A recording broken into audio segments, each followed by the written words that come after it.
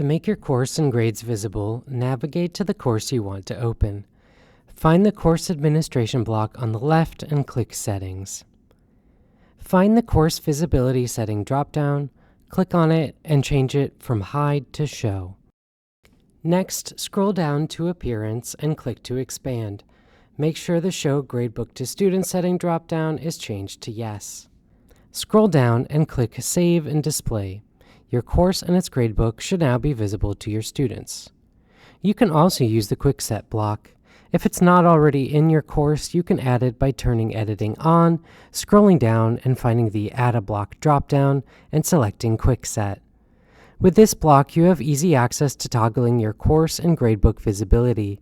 Select the appropriate options, hit Update Settings, and you're all set. Don't forget to make your course visible before the course begins. If you need further assistance, please contact the Office of Online and Distance Learning.